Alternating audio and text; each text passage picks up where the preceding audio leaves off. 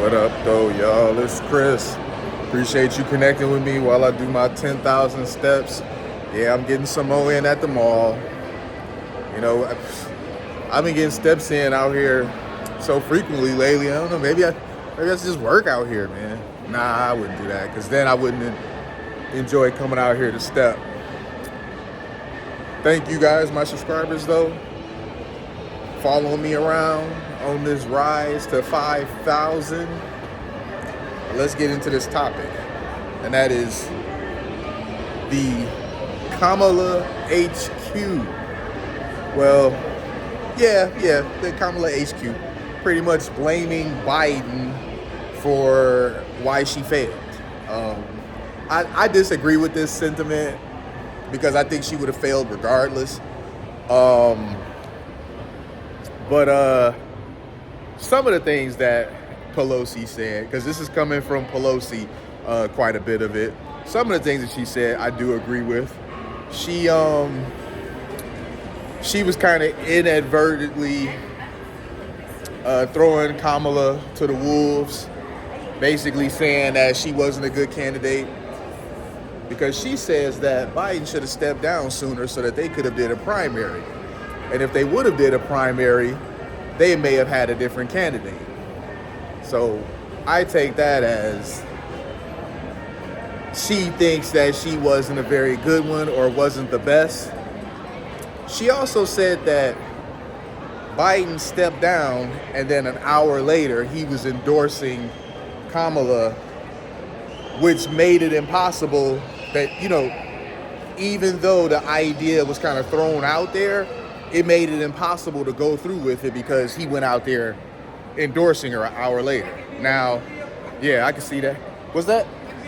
Yeah, come on over here, bro. Out here with the peeps, man. It's always fun to see young people. But yeah, as I was saying, we got Pelosi saying that he endorsed Kamala an hour later, and that made it pretty much impossible for them to, do the whole primary, which that is true. I will agree with that. They were kind of stuck with her at that point. It's really funny watching them collapse and now basically turn on each other, because now they went from pretending like she was great to now being like, oh, she wasn't a good candidate. Also, they're saying that Biden should have stepped down sooner, but why should he have? Because you were all pretending like he was fine, even though we all could tell he wasn't. Biden was very much on the cognitive decline. People would say this, and they're like, oh, he's good, there's not a problem, he's just as spry as ever. It was all this cope until they could cope no more. If it weren't for the fact that he did that debate with Trump and he looked so bad, and I felt bad for him. I remember watching that debate and just thinking, man, this is not looking good for him. Even that super leftist friend that I told y'all about, that we clash about everything, even he was saying, look, Biden needs to step down. That's when I really knew that it reached a point of no return, when even he was agreeing with me, because largely over these last 4 years, he has defended all their failures. He's defended the stuff on the border. He's defended money being sent over to Ukraine and funding these other conflicts. Like, he has pretty much defended everything. He was defending the migrant stuff. It was just like, man, is there nothing these people do that you don't agree with? Come on now, like, there's got to be something. Because the thing is this, even if you like somebody or like what they do, you're not going to agree with them 100% of the time. There's eventually going to be some stuff that you're going to take issue with. So him just basically being like a yes man to everything, it's like, bro, you are not being, you're just not being fair. You're not being unbiased. You're just drinking the Kool-Aid that they're serving way too tough. to the point to where if they slip bleach in the Kool-Aid, you're gonna still slurp it up. Well, here we are.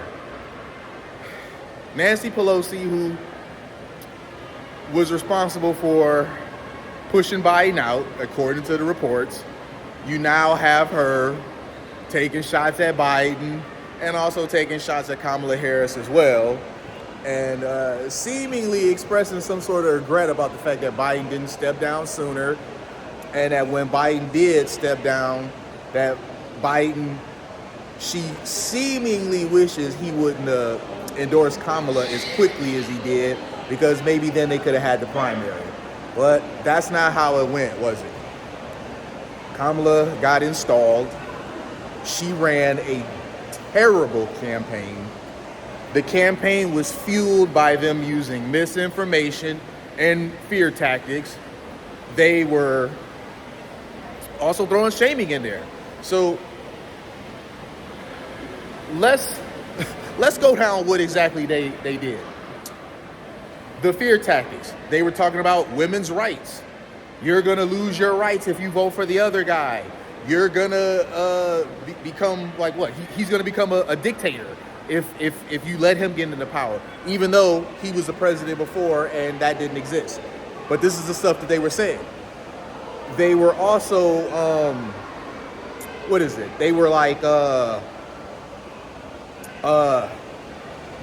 border stuff. Oh, your friends and family who you know who are over here already, who are legal citizens, by the way, they're gonna somehow get deported.